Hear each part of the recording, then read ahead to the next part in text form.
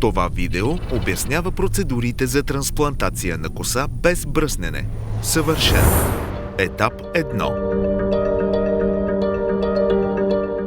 Първо поставяме безболезнена локална анестезия и без игла.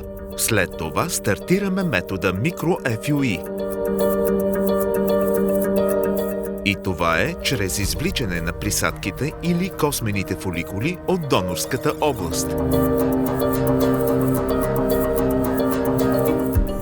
Етап 2. Отваряне на микроканалите. И това е с помощта на камъка сапфир. Етап 3. Трансплантация на космени фоликули. Моля, обърнете внимание, че в зависимост от случая, етап 1 и етап 2 може да се разменят.